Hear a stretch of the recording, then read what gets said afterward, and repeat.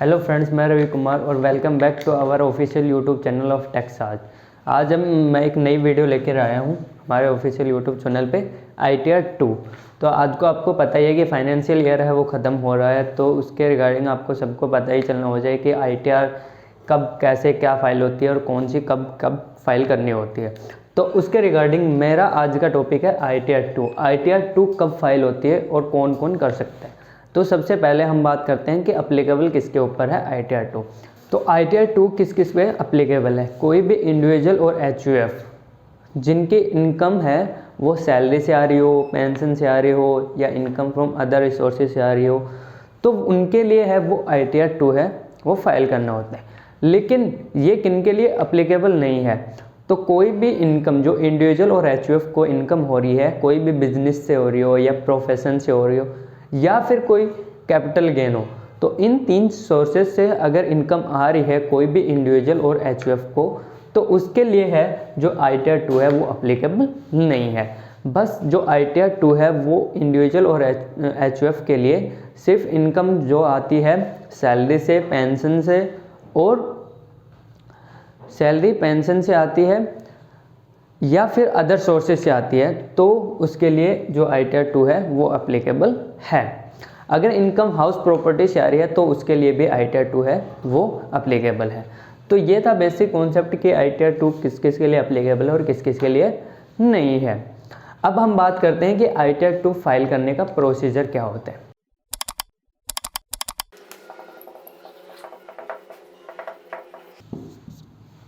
सबसे पहले तभी भी ITR 2 फाइल करते हैं तो कोई भी न्यू पर्सन जो भी है वो अगर ITR फाइल करता है तो उसके लिए क्या क्या मैंडेटरी होते हैं डॉक्यूमेंट्स और क्या क्या चीज़ उन्हें चाहिए होती है ITR 2 फाइल करने के लिए, जिससे कि वो प्रिपेयर कर ले हमारे पास अपने पास और फिर वो ITR फाइल करने के लिए चले। तो सबसे पहले होता है पर्सनल इन्फॉर्मेशन।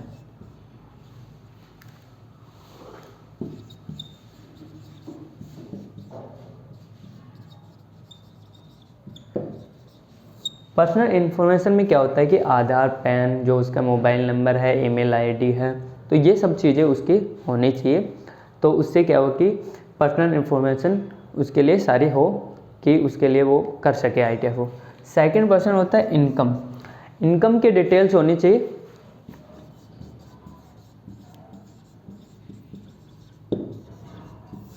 इनकम कहाँ से आ रही है, जैसे कि ITR 2 अप्लीकेबल है उनकी पूरी डिटेल। अगर इनकम सैलरी से आती है तो सैलरी की डिटेल, पेंशन से आती है तो पेंशन की डिटेल, या फिर हाउस प्रॉपर्टी से आ रही है तो उसकी डिटेल्स, या कोई अदर सोर्सेज से आ रही है तो उन सब की डिटेल्स। तो इनकम की डिटेल्स होनी चाहिए ITR फाइल करने के लिए। थर्ड है डिडक्शन। अगर कोई डिडक्शन उसके लिए अप्लीकेबल है, ATC में कुछ ATC में हो या 80D की हो, तो वो सारी चीज़ें हैं उनकी डिटेल होनी चाहिए।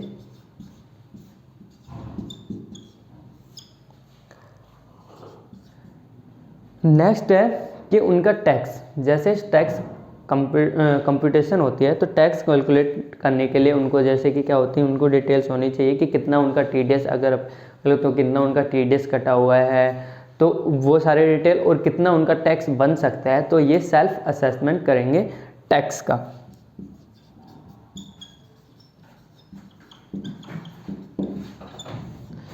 और नेक्स्ट स्टेप जो फाइनल स्टेप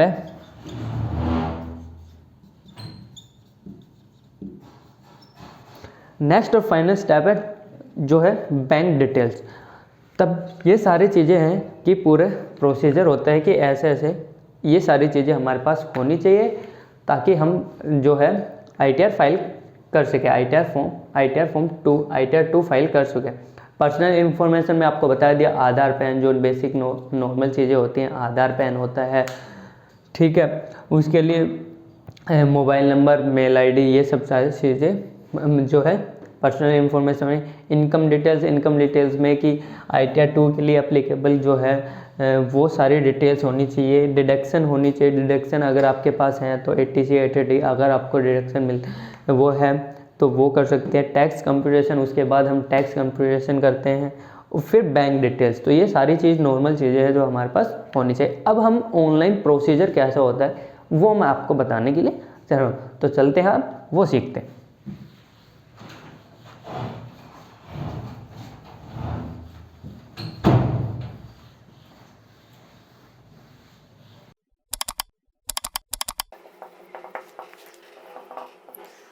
स्टेप, सबसे पहले क्या होता है कि सबसे पहले हमें ITR 2 अगर फाइल कर रहे हैं तो क्या होता है कि बहुत सारे सॉफ्टवेयर है, सॉफ्टवेयर से भी कर सकते हैं, लेकिन मैं ऑनलाइन बताता हूँ कि आप जो इनकम टैक्स की जो साइट है उस पर कैसे कर सकते हैं।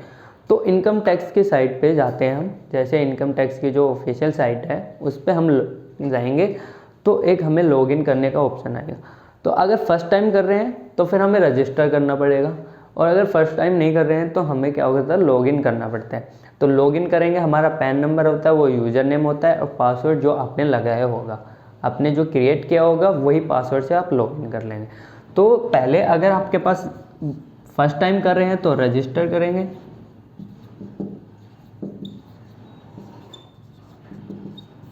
और सेकंड टाइम कर रहे हैं तो आप लॉगिन कर लेंगे। पैन नंबर है, वो यूज़र नेम होता है, और पासवर्ड जो आपने लगाया होगा ये। और अगर नहीं किया है तो पहले रजिस्टर करके आप पर यूज़र नेम और पासवर्ड है वो क्रिएट कर लेंगे। तो ये सबसे पहले लॉगिन करेंगे। फिर लॉगिन करने के बाद उसके बाद आपको जाना होगा, ये लॉगिन करने के बाद आपको एक टैब दिखाई देगा ई फाइल का। तो ई फाइल के टैब पे करेंगे, ड्रॉप डाउन के मेन्यू में जाएंगे। ड्रॉप डाउन मेन्यू में हम सेलेक्ट कर लेंगे ITR 2। सबसे पहले हम लॉगिन करके दूसरे ई फाइल का टैब आएगा, दिखाई देगा आपको। ई फाइल के टैब पे जाके आप ड्रॉप डाउन लिस्ट आ जाएंगे, उसमें सारे फॉर्म दिखाई देंगे आपको कि कौन सा ITR 1, ITR 2, ITR 3, ITR 4 सारे फॉर्म आएंगे। तो हमें क्या करना है, ITR 2 को सिलेक्ट करना है। तो ये सिलेक्ट करने के